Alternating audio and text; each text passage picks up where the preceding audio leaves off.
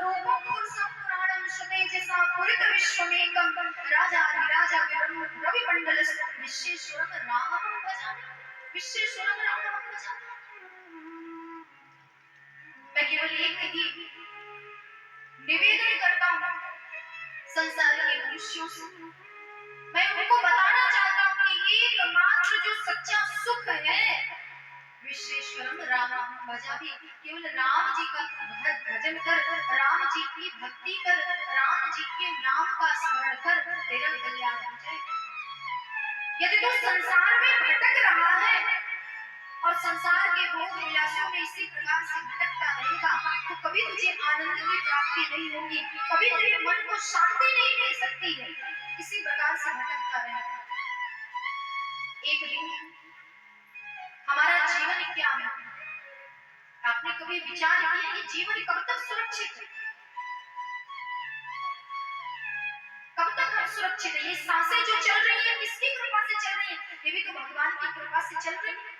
भगवान ने गिनी चुनी सांसें दी, कब ये सांस बंद हो जाएगी ये कोई नहीं जानता।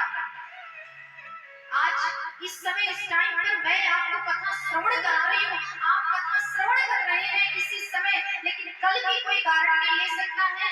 मैं ले सकती हूँ, आप ले सकते हैं कि कल इसी टाइम इसी समय में कथा सुन रही आऊंगा?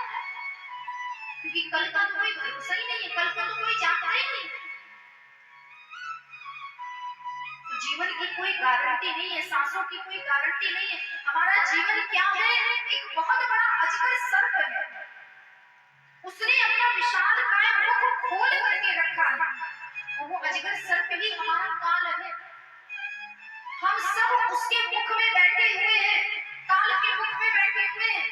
जब तक उस अजगर सर्प ने अपने मुख को खोल करके रखा है तब तक हम जीवित हैं। जैसे ही उसने अपना मुख बंद किया हमारी मृत्यु निश्चित है, हम काल के काल में समा जाएंगे। जीवन कब तक सुरक्षित है? जीवन की कोई गारंटी नहीं है। इसलिए जितना समय मिला है धर्म के मार्ग पर चलते हुए, अपनी घर गृहस्थी को चलाते हुए थोड़ा सा समय परमात्मा के लिए हमें अवश्य निकालना चाहिए, क्योंकि हमारे साथ कुछ जाने वाला नहीं है। हम खाली हाथ आते हैं और हमारे साथ क्या जाएगा?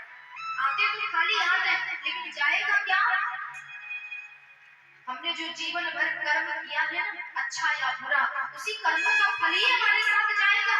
उसी कर्म के अनुसार हमें स्वर्ग और नरक की प्राप्ति होती है। यदि कर्म ही बुरा है तो मृत्यु भी जब होती है ना तो मृत्यु के समय जीव को बड़ा कष्ट होता है। इस संसार में भगवान से यही प्रार्थना करें कि